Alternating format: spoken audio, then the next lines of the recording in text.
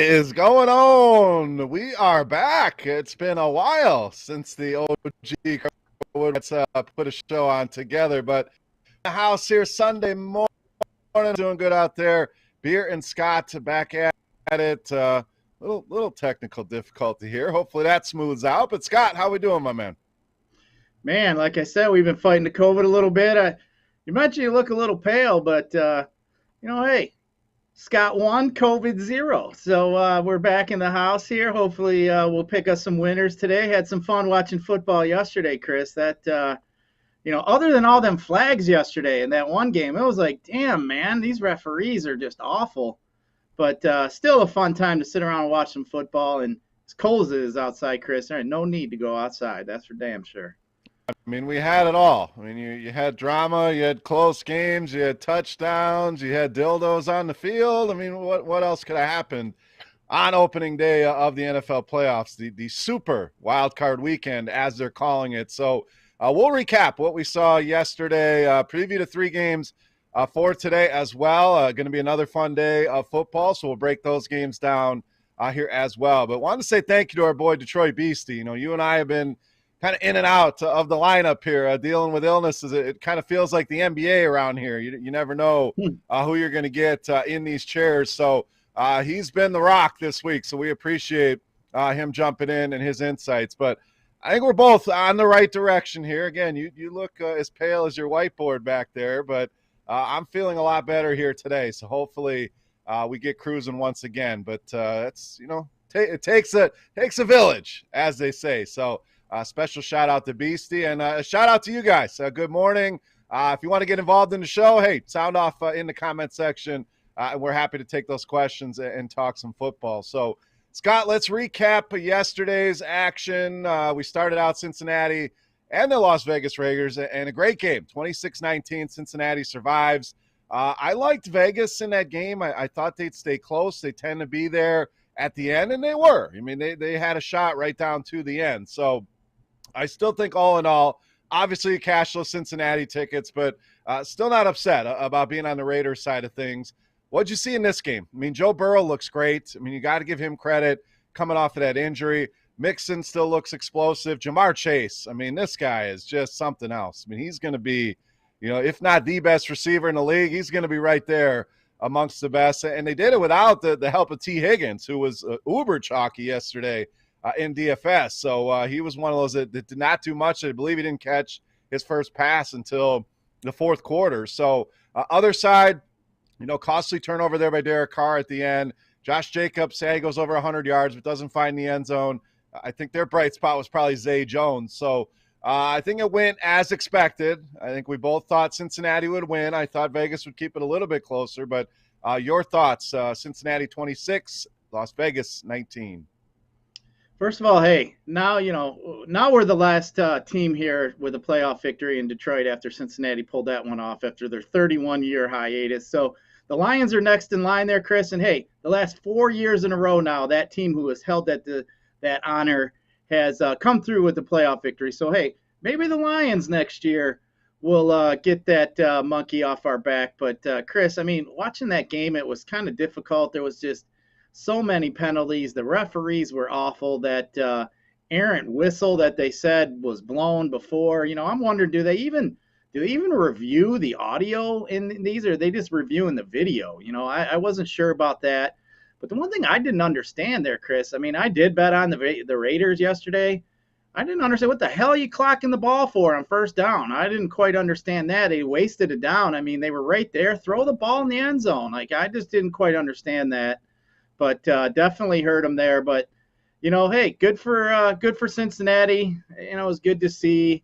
So like I said, maybe next year the Lions will finally get our playoff victory. I don't know if we know how to act around here, Chris, if the Lions got a playoff victory. But yeah, that was a interesting game for sure. I mean, as much as the Raiders played, it was bad timing on a lot of penalties and a lot of stuff. I mean, they were constantly in the game. I think if they would have played, a better game there, I think they would have had an opportunity to probably win. I mean, they just fought off so many different mistakes, and to still be in the end of that game, I think gives kudos to Fangio, or the coach there, I think he should have a pretty good shot, hopefully, to stay on there next year. I think he did a pretty good job. Yeah, I don't see how they don't retain him, honestly, with everything that went on with Henry Ruggs and John Gruden.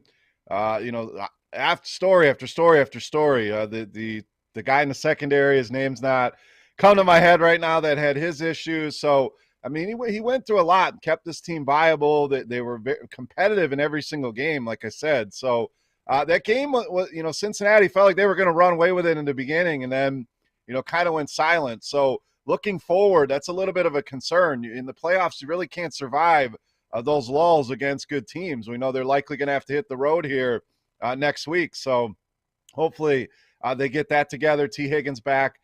Two productive wide receiver. We did see Tyler Boyd find the end zone.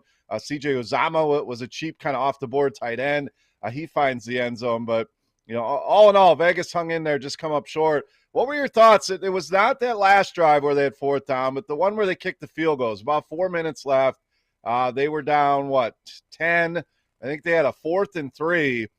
I felt like they should have went for it, and I'm trying to decide, is this me looking back, hindsight 2020, what do you do there? I mean, you're down 10, 4th and 3. Yes, you're in field goal range to get it to 7.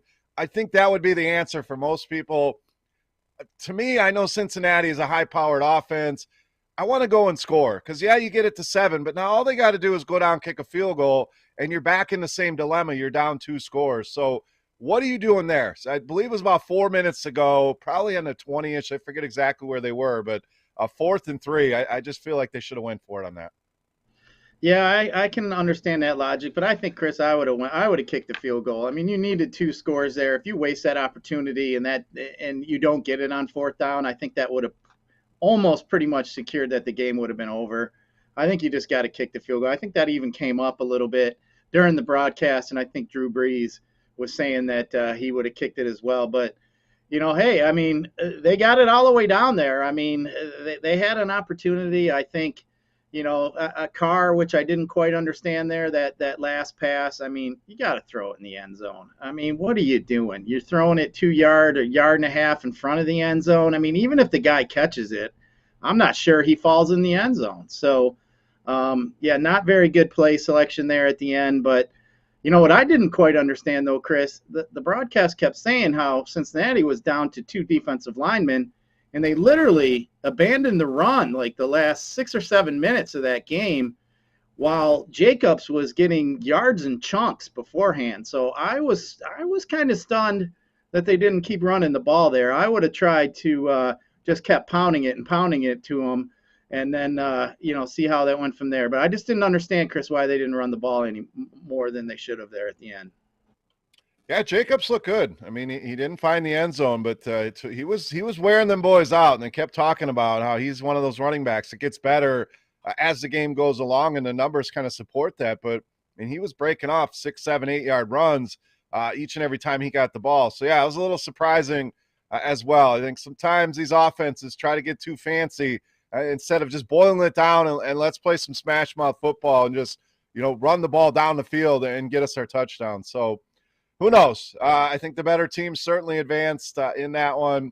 Let's move on to the nightcap. Again, a very cold environment. It's something we kind of talked about all week long. I mean, how tough of an environment this was going to be for Mac Jones. So, again, he had to face this Wild Bills Mafia who, think about, tailgating. When the game's at 1 o'clock, that's generally enough tailgating. You get out there early. Now you're talking about an 8 o'clock game in Buffalo. It's freezing, so you got a 3-degree kickoff.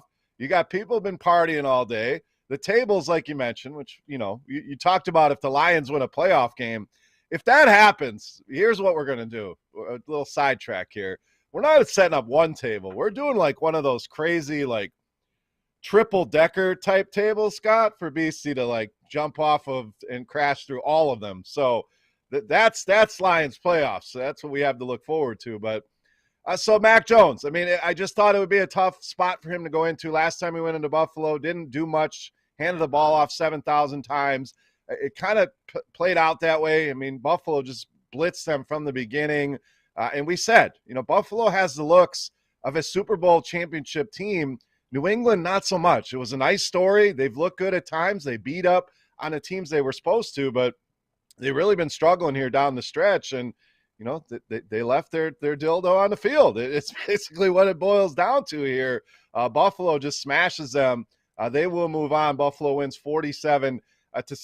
But, Scott, I think the most impressive thing, outside of things landing on the field, Buffalo scores touchdowns. I believe it was every single drive. I know it was their first 7 drives. It's never happened before. This offense just looked unstoppable. Josh Allen, saw Dawson Knox scoring touchdowns. We saw Emmanuel Sanders coming back scoring touchdowns.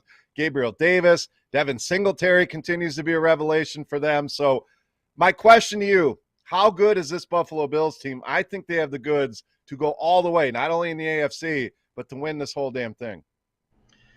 I agree with you, Chris. I know you've said before, you got to earn your stripes. You got to get there. I mean, it's like, the Pistons back in the day, with the Bulls, and, you got to earn your stripes. You got to lose a couple times, get close. And we know that Buffalo's done that. I think, we had a guest on, Russell Brown, earlier in the week, and he mentioned how, the Josh Allens and the Kyler Murrays, to look at some of these quarterback rushing props. I mean, I think that was such a nightmare for New England to try to stop Josh Allen. He's such a big dude. He's willing to go upfield. I mean, one of the first runs he had, he ripped off 20-some yards. I just think Buffalo is in a really good spot. I mean, Singletary's running good. I think that whole team is believing in each other. I mean, man, that pick that Hyde made, Chris, that was incredible. I mean, he came out of nowhere, flew. I thought that was a touchdown, to be truthful. And then I saw that he picked it. I thought, wow, what a catch. That was amazing. But, yeah, that was just a pure old-fashioned ass whooping. And I was telling my buddy said, I can't bet against Belichick. I'm just going to sit this one out. And I was telling him, hey, we already saw Nick Saban lose. It's Belichick's turn. You can't always believe in these narratives, Chris. I get it. It's tough to bet on some of these guys, but, here Belichick doesn't have his right-hand guy, Brady. So we'll see. But I think New England, they just absolutely got punished. It's tough for these young quarterbacks to go into a playoff-type atmosphere and succeed right off the bat. But one thing I will, though, say, Chris, talking about that Buffalo game there, man, those fans are – I mean, I know the Detroit fans are crazy and wild, but, man, these Buffalo fans are nuts. I mean, when I saw that dildo on the field, I mean, I swear I was cracking up. That's happened before. I think it was a few years back, maybe 3-4 years back. Something like that happened, but yeah, that was quite the ass whooping, that's for sure. Here's my question. Okay, I'm going to a tailgate, and I'm getting all the normal stuff. I'm getting my tables to crash through. We're getting plenty of beer, liquor, whatever it may be. We're getting our buffalo wings. We're getting all our food. Who's the guy or gal that's literally carrying around a dildo all day, just for the right moment to throw it on the field? And when do you throw it? Like, there's a lot that goes in. I was very intrigued. At first, it looked like a flag. When you saw Kendrick Bourne score the touchdown, he's pointing at the ground. As I'm watching it, Scott, I'm like, the hell did they throw a flag on there? I mean, he's wide open. Maybe he pushed off or something. Then the story starts hitting on what's really on the field. But again, who's toting that thing around all day? I mean, is this something you would want to do at a Michigan or a Lions game? I mean, how does that work? I mean, imagine going through security, Chris, and they open up your pockets and they pull that out of your pocket. I mean, that would be embarrassing.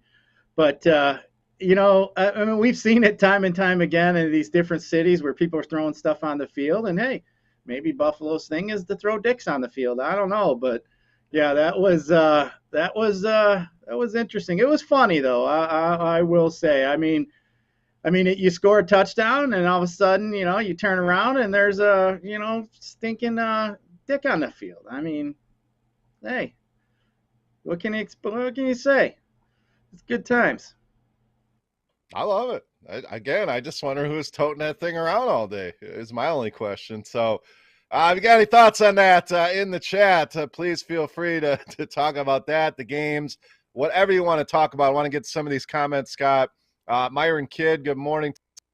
About Derek Carr, says at best a bridge quarterback, good enough to get to the playoffs, but with a first-round exit. I agree, and I might ruffle some feathers here, Scott, but Carr feels, and maybe not as talented, but kind of the same feeling about Matthew Stafford. Is the guy's good, he has talent. Do the Rams have a chance? Absolutely. But he felt like, I want to call him a bridge quarterback. I mean, the guy was the number one pick in the draft, but it always felt like he wasn't quite good enough to the Mahomes, the Rodgers, the Bradys. And when you look at traditionally most Super Bowl winning teams have that top 5 quarterback. I know we can talk about Trent Dilfer and things like that, but for the most part, Scott, these teams have one of the better quarterbacks in the league. So Carr, it kind of reminds me of the Stafford dilemma here locally and with the Rams. So do you agree with that? He always felt like he was like the 9th, 10th best quarterback. Is that good? Yeah, I think you're right. I mean, like you said, the top 5 quarterbacks are all always up there, and that going to have a chance to win the Super Bowl. And then you go down another tier, maybe the B tier, and you can win, you can be a playoff type quarterback, but to get to the end where you really want to be, I mean, I think you got to have one of these top-notch quarterbacks. I mean, you kind of see some of the mistakes some of these guys made. They pointed out a couple times with Carr where Drew Brees on the broadcast was pointing out that he had missed, this opportunity. He missed the Deshaun Jackson at one time that was wide open. So guys like Aaron Rodgers, Chris, they don't make that mistake. Guys like Tom Brady, they don't make that mistake. Joe Burrow, he looks like a guy that potentially could be one of these top 5 quarterbacks. And I will say this. On other platforms in the past, I always kind of questioned Joe Burrow and how good he really was. And I'm going to take all that back. I actually was thinking about that yesterday because I thought Joe Burrow had so many weapons at LSU. Pretty much his whole team on that LSU team basically got drafted. I mean, he had first-round linemen. He had Jamar Chase. He had Justin Jefferson. I mean, he had Clyde Edwards-Helaire. I mean, he had quite the offensive talent.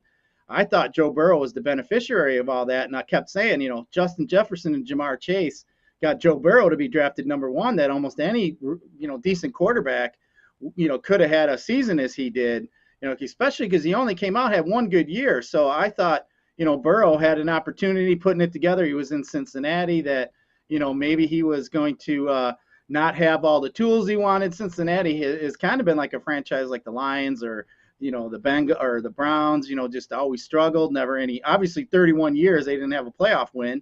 So, I think Joe Burrow is legit. I mean, I'm going to give him kudos where it's due. I mean, he played well. You can tell in his demeanor that he's good. The team believes in him.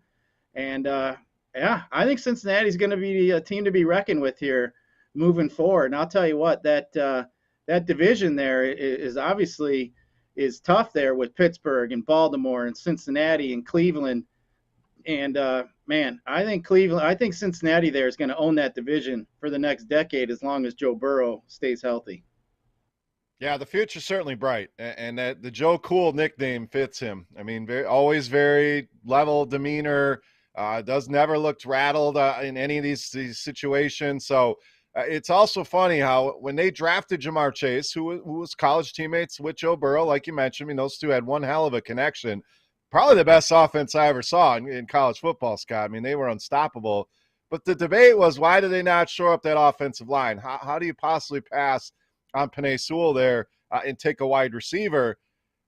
Is anybody saying that now? Because, again, this kid, Jamar Chase, looks like the real deal. So as good as Sewell is likely going to be, and I understand that's how you build your franchise, is in the trenches. I'm a big believer in that, and I think the Lions are doing it right there. But I think we got to put that argument to rest here. Jamar Chase, likely one of the top 3 receivers in football already. So just an interesting thought there that Cincinnati kind of blew it, and it shows. I'm with you. I think this core of pieces they have on both sides, I think they improved that defense a little bit. You have to work on that offensive line. Obviously, that is probably the blueprint for them. They are going to be around for a very long, long time. And Joe Burrow and his weapons going to be viable fantasy options for us, along with our boy Joe Mixon, Scott. I know both of us were big believers in him going into the season. So, yes, the future is bright there. I want to get back to the chat. It's kind of picking up here. So good morning to anybody that just showed up. We appreciate you guys jumping in. Ouroboros talking about Derek Carr, on the other side of it. It's tough to be a good quarterback when your defense averages over 26 points a game, which is absolutely true as well. Myron Kidd talking about Bills Mafia, jumping through those tables. OG Kush talking about the dildo on the field, which was awesome. Mike Smith comes in, says Rams will beat the Cardinals. We're going to get to that, Mike. We'll see our thoughts there. Jenna Newman talking about her friend lost $200 thanks to Hunter Henry. They're sending him to just do it nicely. We talk about tweeting players, things like that. Just don't go crazy with it. Have some fun with it. Set shot talking about wind could be a factor in Tampa. Absolutely. We're going to talk about the weather there. It's raining a lot. Supposed to clear up rain-wise as far as when kickoff kicks off, but we'll talk about that as well. Shout out to Captain Bourne from Myron Kidd. He had a big game, Scott. 2 touchdowns there for New England. Had him in the captain. Let's see. The win. We're talking Mike Evans and Gronk touchdowns worth a look. Philly's going to lose if they can't run the ball. And Knox anytime touchdown cashed easily. So, again, love to see the chat here on fire. So keep that going. I'll keep an eye on that. But, Scott, any other thoughts here from Saturday? Again, pretty easy win there by the Bills, and the Bengals end up getting things done. So anything we did not cover here on this opening day of Super Wildcard Weekend? Yeah, I mean, for me, let's just go back real quick. We were talking about, this Jamar Chase and Penny Sewell. As a Lions fan, I got to question you guys in the chat. Would you guys rather have Amon-Ra St. Brown and Penny Sewell, or would you rather have Jamar Chase? I mean, that's a pretty tough question. I mean, if Jamar Chase ends up being one of the best wide receivers, I mean, would you rather have that offensive lineman in Amon-Ra St. Brown, or would you rather have Jamar Chase? I mean, that's a tough one to answer, I think. I mean, you get 2 guys or you get 1. I have a hard time with that. I was actually thinking about that a little bit yesterday. And then the other thing too, Chris, I was on Twitter yesterday. Our boy Beastie said that he jumped to a table. So maybe we'll see if we can get old Beastie to try to jump to a table one of these days right in the studio, Chris. I'm going to put one of them tables right in the studio and tell Beastie to jump right off the top of that studio desk right there and give it the old boom, and let's see what happens there. But I think that would be pretty awesome. But yeah, Chris, what would you rather have? Would you rather have Chase, or would you rather have Sewell and Amon-Ra St. Brown?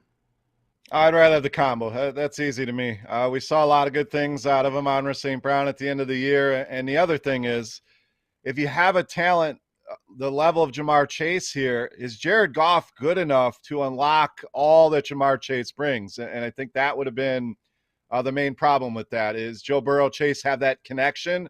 So the learning curve for Jamar Chase, which at wide receiver, not as stiff as some of the other positions as far as learning the NFL, but I think that certainly helped to bridge that gap. So I just don't know that Jared Goff would be good enough to get you Jamar Chase, that's a top 3 wide receiver in the league. So I have no issue. I mean, Sewell was the right pick for the Lions, no doubt. He fell in their laps. It was, for him to be that late in the draft was kind of a surprise. And Amon-Ra St. Brown has all the makings of a top, I'll say 20 receiver in the league, potentially top 15, threaten the top 10.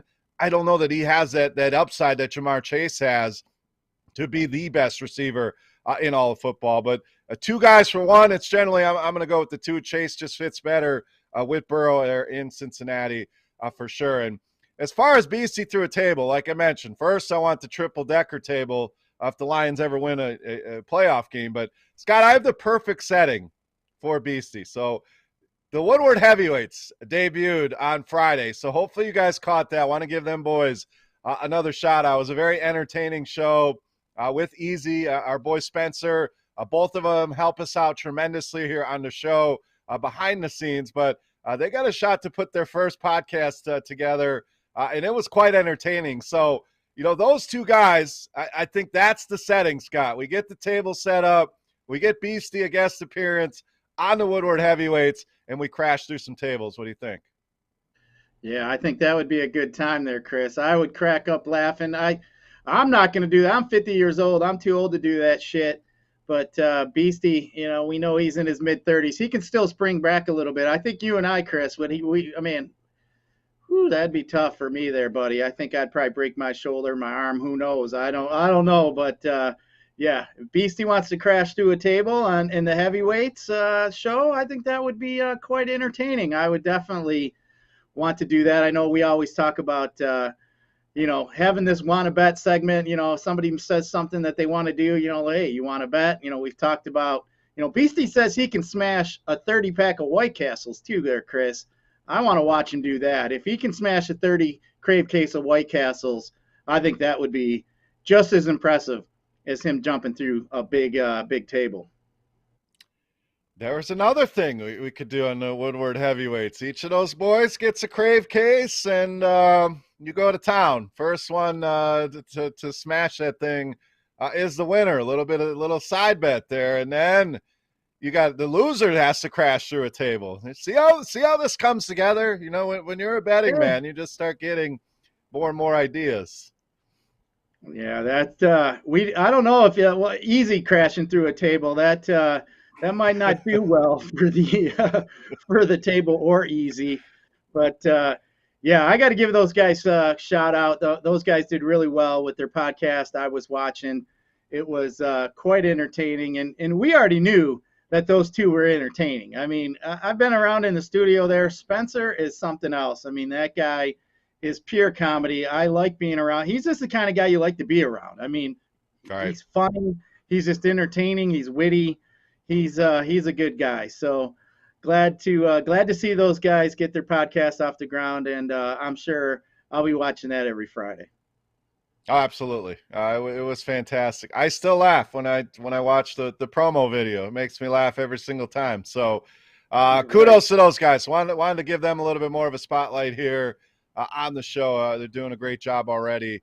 That thing kicked off on Friday. So if you missed it, search the Woodward heavyweights. If you guys have any more thoughts on that, any crazy bets, things like that, keep that conversation going in the chat. But Scott, let's open up some football today.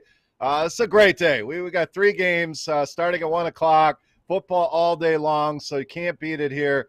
Let's start with Philadelphia and the Tampa Bay Bucks here in our opening game. I mentioned there may be some weather. I'm going to look into that here. I'll get you the latest forecast. But, Scott, this line kind of on the move. It opened up at 9, sat at 8.5 for a lot of the week, and down to 7.5 here. So some support coming in on the Philadelphia Eagles. We have a total sitting, looks like mostly 46.5 across the board here. As far as injuries go, the big news here, Leonard Fournette was expected to be back, Scott. They activated him, but they will not activate him for this game here today. So he remains out. Ronald Jones remains out. We know some of the other injuries there with the Bucks. No Chris Godwin. Antonio Brown obviously not a part of the team anymore. Gio Bernard is questionable. He was activated. We'll see if he's back in that lineup. They'll also be without Cyril Grayson, receiver who kind of came on for them late in the year. So Scott, Tampa Bay kind of limping into this thing. A lot of injuries on that side of the ball. Philadelphia, on the other hand, looks to be healthy here. I know Miles Sanders a little bit banged up, but let's get the conversation going here. So do the Eagles have a shot here? We know how good Tom Brady is in the playoffs. A bit over a touchdown underdogs here. This is going to take a monumental effort by Jalen Hurts, in my opinion, who is very much in play in DFS. Anytime a quarterback gives you that level of rushing upside, he's certainly somebody you can look at. So I like him. Other side of the ball, obviously Brady's in play. Evans, I think there's going to be some cheap running back plays with Tampa. We'll see if Gio's back. If not, Keyshawn Vaughn, Le'Veon Bell in play. And Gronk is in an amazing matchup here. Philadelphia, one of the worst teams in the NFL against the tight end position. So, Scott, a ton of ways you could go in this one. So talk fantasy. We'll talk some betting. Let's open this baby up. Philadelphia, Tampa Bay. Yeah, I think Philadelphia's got their work cut out for them. I mean, Tom Brady and the defending Super Bowl champions, I mean, they should have their way here in this game. I just don't see a Jalen Hurts team with that inexperience walking into in Tampa here and winning. I mean, they got the worst record of any team in the postseason, 9-8. They were on a 4-game winning streak, but they faced the Jets, Washington twice, and then the Giants. So Then they ended up losing there to the Cowboys. But I just think they're going to have just too much in front of them. I think Tom Brady is just too good of a quarterback for Philadelphia to have any kind of chance. I mean, we mentioned how well they've been running. They lead the league in rushing, almost 159 yards a game at that fact. But yeah, I think Tom Brady and the Buccaneers here are going to be way, way too much for these Eagles to go on the road and to get a victory. All right, so as far as the weather here, again, the rain's supposed to stop before kickoff, so the rain is not as much of a concern, but we will have some winds. Sounds like 15 to 20-mile-an-hour winds, gusts up to 30. That's courtesy of my boy Kevin Roth over at Roto Grinders, does a great job with those weather reports. So, passing could be an issue here, Scott. So who does that affect more?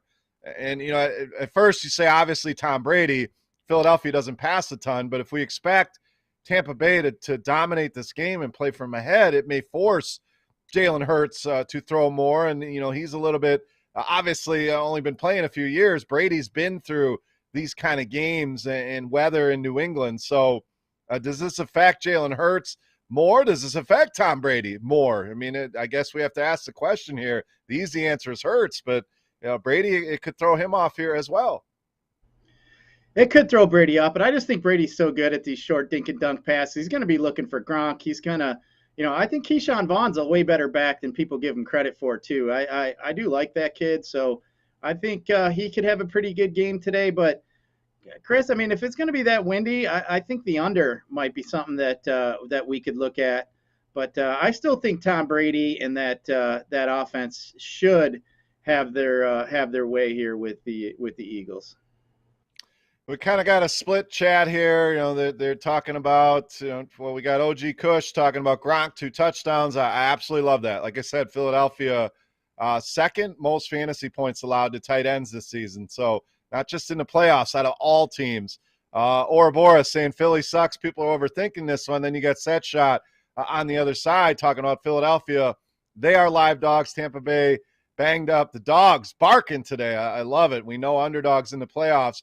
Over the last few years, have a great record here. And OG Kush says, I think if they can run it, well, the Philadelphia Eagles have a shot in this one. I agree, but that's the problem, is that Tampa Bay is so damn good against the run. Now, they did struggle a little bit against quarterbacks. I mean, when you look at just playoff teams, second most fantasy points allowed to that position here. So, Scott, this one, as far as lineup building, Hurts is really the only guy I'm interested in the Philadelphia side. We know how good they are against the run in Tampa Bay, so not as excited about Miles Sanders. If you want to pair Hurts, sure, you can look at Devonta Smith, guys like that. We know the secondary is certainly vulnerable. Even Dallas Goedert. Other side, I like Brady. I like the running backs. I like Evans. I like Gronk. So, I think if you're going to go in this game and maybe Hurts, you run it back with some of those Philadelphia guys, or you just do a Tampa Bay onslaught with multiple pieces from this Tampa Bay team. So you're liking the under. I'm kind of liking Philly here. I get it. Tampa Bay is a monster. Good defense. Tom Brady. I think Philly's pesky enough. It's the same feeling I have at Vegas. So I hope it doesn't end up the same. The point is, I think Philadelphia's going to find themselves in this game right up until the end. So leaning the Eagles here in this one. And I don't hate your under call either. I think if weather's going to be a concern, these teams are going to have to run the ball a little bit more. We know what that means. The clock's running. That plays well to an under. So let's move on. Unless you got anything else here, anything that we missed in this game before we move on to San Francisco, Dallas, Scott. No, I mean, I think, this is a classic type game where, obviously you got a team that's going to be able to run the ball, and then they're playing the best run defense. I think, I think Philadelphia, it's just a bad matchup for Philadelphia. If it was somebody else in the NFC, Chris, I would go along with the theory here that Philadelphia would have a chance. But, I mean, Philadelphia is playing into the hands here, Tampa into their strengths. And you mentioned they just don't have the wide receiving, here. Like we kind of saw with New England yesterday. Their strength was running the ball. They got behind, and then, here you got Mac Jones trying to throw it around to some of those receivers, and it wasn't going to work out. So, I think it's the same kind of situation here, but I think Tampa here is in a pretty good spot. All right, let's move on to my favorite game. This one I am super excited about to watch, to load up on fantasy, to bet on. I mean, this one has all of the drama. We got San Francisco traveling to Dallas. So again, latest spreads, hot off the press. Looks like this thing is on the move at some places, Scott. This sat at -3 for most of the week, but we're up to 3.5 at DraftKings, at PointsBet, also at Bet Rivers. So a lot of those are sitting at evens, -105. So this is one of those things, if you're on Dallas, you make a choice. Do I want to get the -3, pay the standard odds, or do I believe Dallas is going to win by more than 3? Then I don't mind grabbing that 3.5 and getting the lower juice. So it's really a person dependent thing. What do you want to do here? But if you're feeling Dallas in a rout, don't be afraid of that 3.5 and get yourself some lower juice. So always something to do. Shop around. We talk about it all the time. Even the difference between the -110s and the evens, the -105s, that stuff adds up over the long haul. So make sure you're finding the line that suits you. But Scott, injury-wise in this one, not a lot to talk about. Everybody looks healthy, ready to go. Jimmy Garoppolo, I know, has been a question mark. I don't see an injury designation on him, so looks like he's going to be in there. Dallas going to be without Michael Gallup. We know he is done for the year, but Tony Pollard is back. Scott, this one, a lot of people saying the 49ers are going to come in and pull the upset. In fact, when you're looking at some of the betting markets, 60% of the bets coming in on San Francisco, 80% of the money here. A lot of money coming in on the over here in this one as well. So we talked about this line. Out of all the lines that came out, this one felt the lowest, as far the most off, I'll say, as far as 3 points generally goes to the home team. So you put this game on a neutral field, and you're telling me these teams are evenly matched, where when you look at the body of work, I think most people would say Dallas is the better team here. So what is going on with this one? Does the public darling get it done? Does San Francisco win? Is this spread too small? Is that why we're seeing some movements here? A lot of moving parts here in this one, Scott. I'm excited for this one. Niners and Cowboys. What do you got? Yeah, this is a good game here. Chris, I just can't buy into Jimmy Garoppolo. I just have a hard time with it. I mean, I do like the rest of the San Francisco team. I like Kittle. I like Mitchell. I mean, who doesn't like Deebo Samuel? But I just think here, this game, the darling here is not something here that I'm going to be looking to bet. I think the Cowboys are going to absolutely kick the 49ers' ass today. I think the Cowboys, they're 13-4 against the spread. You got Dak Prescott. That defense of Dallas has been playing phenomenal. I mean, we talked about the draft a little bit, Chris. I mean, Micah Parsons. I mean, man, this guy here has been amazing. So I think he's another guy here that could have a pretty good game today on the defensive side of the ball. But I just think Dallas has too many weapons. CeeDee Lamb, Cooper. As you mentioned, you got Pollard back. I think Dak Prescott. We're going to see a little bit more him using his legs today.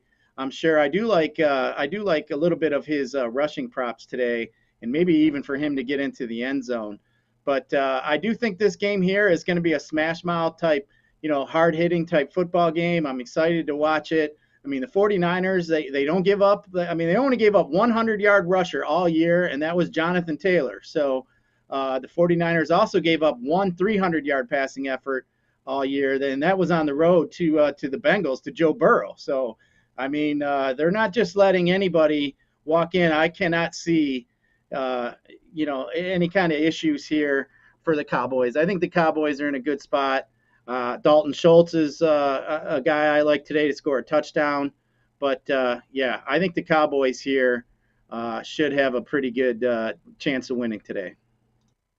Yeah, let's dig into some of the props on this one, because I do think there are some interesting bets there. So you mentioned Dalton Schultz here. We're going to dig into the FanDuel Sportsbook here. Anytime touchdown on Dalton Schultz, see, plus 200. So don't hate that one a bit. We do know Dak Prescott, very good at home. When you look at some of the splits here on the season, average 18 fantasy points away from Dallas. But, Scott, that number goes up to almost 26 fantasy points per game at home. The touchdown-interception ratio on the road, 14 touchdowns, 8 interceptions. At home, 23 touchdowns, just 2 interceptions. over 100 yards rushing at home, just 34 rushing yards this season away from home. So I think as far as daily fantasy goes, you got a lot of quarterback options here on the slate. I mean, we've yet to talk Patrick Mahomes. This game, I think both of these guys are viable. We just talked about Jalen Hurts, his upside. Tom Brady, you can never discount him. So we're gonna put you to the test here, Scott, at the end of this and kind of rank these quarterbacks for people because I think that's going to be a tough decision to narrow it down. We know we can't play everybody, so you got to take some stands here. But let's dig into some of the props here. You mentioned some of the defenses here. So rushing yards. Let's see. We got Elijah Mitchell, 79.5 on the prop, Scott. So over under on Elijah Mitchell today. I think I would have to go under in that one, Chris. I mean, 79.5, that's a pretty decent number. I could see him getting somewhere close to that, but I think I would probably go under that. Just reason being, I think the game script could be negative for him. If they get down, how much are they really going to be able to run Elijah Mitchell? So I think Deebo Samuel's rushing prop at 29.5 would be something that I would look at because, we know that they like to move him around. We know that they like to give him the ball. And that's the one thing, though, that does concern me here. I mean, are they going to rely on, how much is Deebo Samuel going to be involved? I think they're going to use him quite a bit. When the playoffs, it's playoff time, Chris, there's no reason to hold anybody back anymore. So I think you're going to see a heavy dose of Deebo Samuel today. I like a lot of his props. I think San Francisco is going to rely on their best player, and I think Deebo is it. So one guy that we haven't talked about yet, I mentioned Michael Gallup going to be out today, Scott, and we've seen Cedric Wilson kind of enter the fold, and normally you're not super interested in a team's number 3 wide receiver, but we know Dallas loves to use these 3 wide receiver sets with CeeDee Lamb, Amari Cooper, and now Cedric Wilson. Scott, I think he's one of the better value plays on this slate here at 4,300 here on DraftKings, cheap on FanDuel as well.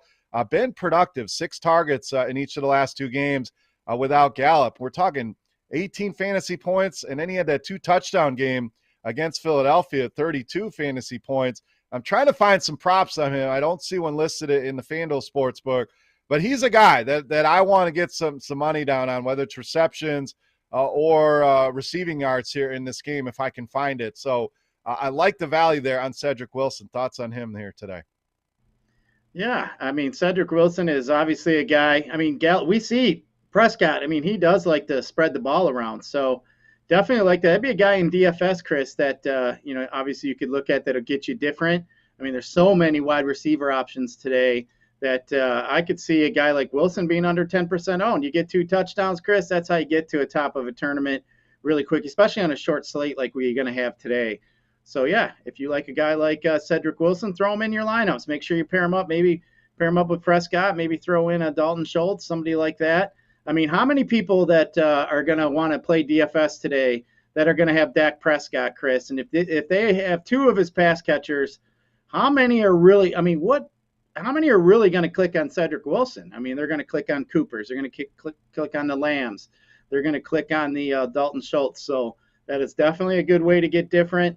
And all you need is Cedric Wilson to get in the end zone and maybe score, the one time and maybe get 60, 70 yards, 80 yards. And for his price, you're going to be able to fill in some spots there. But, yeah, that's a great way to get different, Chris. Yeah, DraftKings does have some props up on him. Looks like 3.5 receptions is minus 160, so I don't like the juice there. But receiving yards, 41.5, minus 120. So I don't hate that at all. Just want to check his touchdown prop as well. But I agree with what you said. A stack with different pieces. And we saw that yesterday. Everybody that used Joe Burrow was likely going to use T. Higgins. So if you went any combination of Jamar Chase, C.J. Uzama, even Tyler Boyd, who found the end zone, that was a way to get different. Look at Buffalo. Everybody that stacked Josh Allen was likely doing it with Stephon Diggs. So you go Dawson Knox, you go Gabriel Davis or Emmanuel Sanders. It's just a way to still have access to the quarterbacks that are going to put numbers on the board, but to be a little bit different in that game. So 2 touchdowns for Cedric Wilson plus 1,100. So don't hate that either. And his anytime touchdown prop sitting at plus 190, first to score, plus 1,400. So point is, I think Cedric Wilson, if you are building some lineups, he's a guy that you can save some money with here in this one. Debo going to be a monster. Got a lot of Debo talk in the chat. We got Joey 2 times in the house. We got our boy Beastie checking in, getting up early here. So good morning to him as well. Set shot talking about Dak, first touchdown at plus 1,800. I don't hate that either. So a lot of ways to go in this game for sure. This should be fun. Should be fantasy friendly. And I think there's some interesting bets here as well. Somebody mentioned Juwan Jennings as well, another receiver that is super cheap, 7 targets in that last game. He scored 2 touchdowns. So he's somebody you could also look at to save some money. So this is a game you're going to want a lot of exposure to. This is must-see TV, in my opinion. I can't wait for this one. Scott, let's open up the nightcap here. Kansas City and Pittsburgh. Latest spread on this one. This one has gotten out of hand. It opened 12.5. Looks like still at 12.5 across the board here. This total sitting at 46. So I talked about this one with Beastie the other day with Roethlisberger basically coming out and saying, yeah, we don't have any shot in this one. We're just going to go out there and have some fun. So thoughts on that? Thoughts on, do they have any shot? I know we were talking pre-show. I'm pretty sure I know where you're going here. I tend to agree with you. Open this one up, Pittsburgh, Kansas City. What we saw yesterday in Buffalo is, I think, what we're going to see here today. I think Kansas City is going to absolutely mollywop Pittsburgh. So to me, I think, Big Ben, this is his retirement party. This is it. I think Mahomes and the crew here are absolutely going to smash him. I think that defense has been playing really well for Kansas City. I think this one here, Chris, is one that, we've talked about. Look at those alternate point spreads there where, you might be able to get. I'm going to try to pull one up here, maybe where you can look at, one of these, minus 25, minus 27.5, maybe under 4 touchdowns, something along those lines. But I think this is going to be an absolute butt whooping. I think Kansas City is going to have their way with them. I just don't see any way of Pittsburgh stopping Kansas City here. So I think this game here is just going to be just another kind of similar thing that we saw. Maybe we won't have 7 touchdowns in 7 possessions, but we'll see. I think Mahomes and crew here with Tyreek Hill, Kelsey, I think it's just going to be way too much for Pittsburgh to go on the road here in Kansas City and even hang close. I think this one here has 20-plus point whoop ass written all over it. All right, the highest you can go on FanDuel is minus 38.5. I'm not sure you want to go that high. I mean, that would be a butt whooping for sure. That's sitting at plus 1,200. So let's get you under 4 touchdowns like you mentioned. All right, Kansas City minus 27.5 here in the FanDuel Sportsbook, plus 480, Scott. How you feeling about that number? I don't mind that at all, especially in like a single game parlay. I mean, Kansas City, we've seen it. They're not going to stop running up the score. They're just going to keep scoring points. So I do like that. That's interesting. I actually had one yesterday, Chris, with that Buffalo game. Same kind of thing. I had it actually minus 27.5, and I think it paid plus 370 or something yesterday, if I'm not mistaken. But yeah, I think I'm going to have one of those in my single game parlays for this one. Yeah, it's always a way to get you some nice odds. Throw one of them in there, throw a couple other statistical things you're going to hit, and sit back and hope for the best. And that's the fun of these single game parlays. But let's talk fantasy in this game, Scott. We know Clyde Edwards-Helaire will not play in this one. Darrell Williams still listed as questionable, so we'll have to keep an eye on that, dealing with that toe injury. They sound like he'll be back in there. If he is, I think he becomes one of the better plays on this slate at the running back position. I think Tyreek Hill. Let's talk Tyreek Hill for a minute here. Lowest price all season long on DraftKings. I mean, he's down to 7,300, Scott. The last time we saw him basically out there just running around was not at full strength. So how do you think this plays out today? Because we know the level of upside that Tyreek Hill has. I mean, it's GPP winning upside. I mean, this guy has 200 yards, 2 touchdowns in his realm of possibilities anytime he takes the field. Do you think people shy away here? Do you think the price is too good for people to ignore? This is one I've been debating all week. I'm going to play him just because of that upside. What do you think the public does here with a guy like Tyreek Hill? I think most of the public's probably going to fade him. I think they're going to be afraid of that injury. I mean, especially with that heel, we saw him. I mean, he did struggle, so that is something to be concerning. I mean, do they use him as a decoy? I mean, he is one hell of a decoy, that's for damn sure. But I mean, I don't think the Chiefs need him today to beat him. I mean, Hardman is a similar type. He's fast. He's a similar type player. Obviously, he's not Tyreek Hill, but I think still the Chiefs have enough here to win. I think Derek Gore is another guy today that I think is going to have a pretty decent game. I think they're going to rely on. I think the game script is going to be to where Kansas City is going to be winning, as we mentioned. So I think you're going to see a lot of these running backs, the McKinnons, the Gores today. And I think Kelsey's a day. They're going to lean on Kelsey today. I think Kelsey's the guy is a must play in your DFS. And another way to get different with that is maybe play two tight ends in your lineups. But I think Kelsey and Kittle today are two good tight ends that you could throw in there. But Tyreek Hill, Chris, he kind of just worries me. I mean, I had him last week, and I was watching. I mean, he just didn't look right on that ankle. He tried to come back, but yeah, I think they'd be smart to kind of hold him back a little bit here and use him when they need him here moving forward in these playoffs.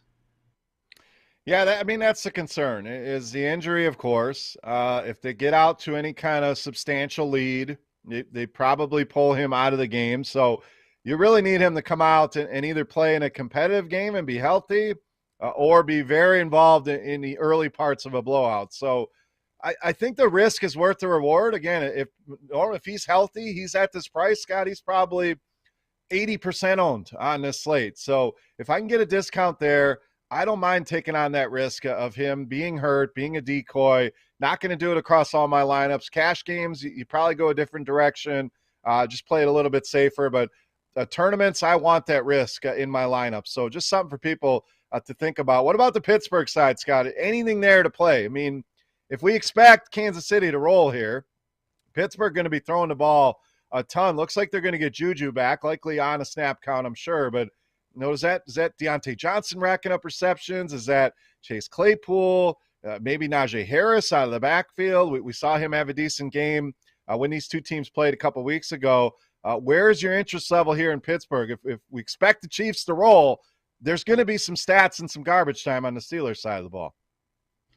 Pittsburgh is going to have to throw the ball. As you mentioned, A, we expect them to be down, and B, the Chiefs hadn't allowed a rushing score in Kansas City since week 1. So that's I thought that was interesting when I saw that. But, I mean, when these teams played a few weeks ago, I mean, the Steelers only had 117 total yards in the first half. I mean, he only threw for 88 yards and 1 interception. I mean, the Chiefs did not use Tyreek Hill. Kelsey was not playing. Pringle scored 2 touchdowns. It was 30-3 going late into that game. I think it's going to be something similar here. I mean, Pittsburgh couldn't handle Kansas City and a few weeks back. But for here, I think Deontay Johnson obviously is Big Ben's favorite target here. Getting Juju back, we'll see how much Juju plays. I think Juju's going to spend more time trying to outdance, Jackson Mahomes, Patrick's brother there on the sidelines. Who knows? Maybe they'll have a little dance off for their TikToks or whatever the hell they're doing over there. But, yeah, Chris, I think this one here is going to be a spot where Big Ben's going to have to throw the ball quite a bit today just to even keep up. I do not like Najee Harris today in any of my DFS. I just don't think the game script is right for him. Ray McLeod's another guy that you might want to look at too. Looks like he's been coming on as of late, and Freiermuth and Claypool. So, yeah, I think this one's interesting. I think Big Ben's going to have to throw it a lot. But for me, I just think Pittsburgh's going to struggle mightily. Yeah, Juju 3,000 on DraftKings, so minimum price there. Interesting. I'll be thinking about that one. Is he going to do enough to pay off a 3K price point? You don't need to do a lot to do that. So I want to get some of the comments in the chat here. Our boy Joey, you don't think Ben and the Steelers make a run with the laughing emoji? Yeah, I don't think so. I think Ben is certainly going to struggle here in this matchup.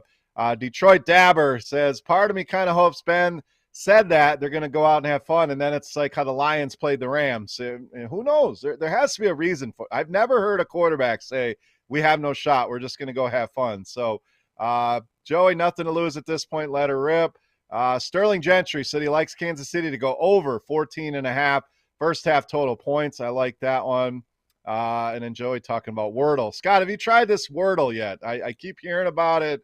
I have not gone and tried it yet. Are you a Wordle guy? Or you even know what the hell we're talking about? I know you're kind of an old fart, still reading the newspaper. Yeah, I don't even know what you're talking about. I knew it. See, you got to stay hip with the kids right now. This Wordle game is all the hype. So maybe I'll look into it here today. But Scott, we've reached our favorite part of the show. It's time to put our money where our mouths are. It's best bets time here on a Sunday. 3 NFL games to bet on. If you want to mix anything else in, you can. We're going to ignore the NBA things today. We'll get back to that here during the week. Scott and BC tomorrow, I'm sure, we'll be talking some NBA, some NHL. But best bets for NFL, Scott. Let's get the people of some winners. We've talked about all these games. We've kind of tap danced around it, I should say. Time to get some winners. Who do you got? Best bets here. I'm so excited I can't even talk. Best bets, Wildcard Sunday. What do you got? I'm going to give you a bet in each of the 3 games today. The first game, that Philadelphia-Tampa game, I'm going to roll with the under 46.5. I think that game is going to be a slow-paced game. And then in that San Francisco-Dallas game, I'm taking the home team and the Cowboys. I think the Cowboys should be able to beat the 49ers quite handily. And then, of course, Chris, I'm going to take that Kansas City Chiefs minus that 12.5. And then as that bonus, I'm going to take them minus 27.5 on that alternate spread. So I'm going to take the under on that Philly game. I'm going to take the Cowboys minus the 3, and then I'm going to roll with the Chiefs, giving the points to the Steelers. Love it. Some solid winners there. All right, I'm going to open it up. I'm going to go Philadelphia. I'm taking Philly in the points here. I know Brady, the popular side, the GOAT's going to roll, things like that. I think Philadelphia is pesky enough to hang here. So give me Philadelphia plus the 7.5. I cannot make a damn decision. Do I want to choose Dallas? Do I want to choose San Francisco? So, Scott, I'm going to root for scoring in this one. I think both of these teams we know can easily put 30 points on the board. Seeing a lot of money coming in on the over, so I'm going to roll with that. I'm going over 50.5 in that Dallas-San Francisco game. And then I'm going another total. I don't hate those big spreads that you're talking about Kansas City. I'm going to certainly work that in. They likely blow this team out, but maybe Ben puts an effort on the board. Maybe he doesn't. Who knows? What I do know, the under is hit 4 of the last 5 times these two teams have met in Kansas City. A lot of trends pointing towards the under here. That last game stayed under this number, and I think Kansas City gets out to a lead, salts this game away. I don't know where Pittsburgh's going to find any offense. I'm going to go under 46.5 in that nightcap. So Philadelphia plus 7.5, over 50.5 in that Dallas-San Francisco game, and under 46.5 in this Kansas City-Pittsburgh game here tonight. So 6 best bets on the board. We gave you plenty of props we like throughout the show as well. Scott, final thoughts for the people before we sign off for the day. The chat, active as always. Love to see it. So appreciate you guys hanging out here. But Scott, final thoughts. What do you got?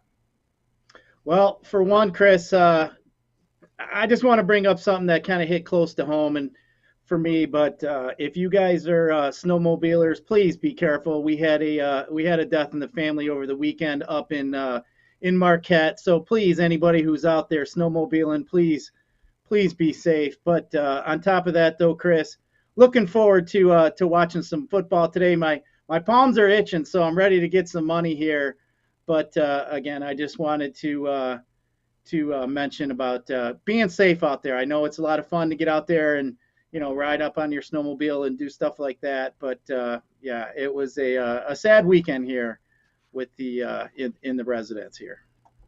Yeah, sorry to hear that. Sorry for your loss. And the snowmobiling. If you're out there watching the games today, do it safely. There's Ubers. There's ways to go out, have some fun, and make sure you're getting home to your loved ones each and every night. So do it responsibly here. But thank you, as always, for stopping by and checking out the show. If you make sure you guys are checking out our Twitter page as well at Woodward Bets, following the network at Woodward Sports, and enjoy these games today. It looks like a fun slate of games. We got about 3 hours to build these winning lineups, to put your bets together. So have some fun, enjoy the football. Again, Scott and Beastie back here tomorrow, recapping everything that we saw and I'll be back likely on Tuesday. So for Scott, for our boy Kareem producing the show behind the glass, and for the chat, thank you for all the conversations. I am Beer. We are Woodward Bets. Thank you so much for watching, guys. Enjoy the games. Best of luck with your fantasy and your bets today, and we'll see you on Monday.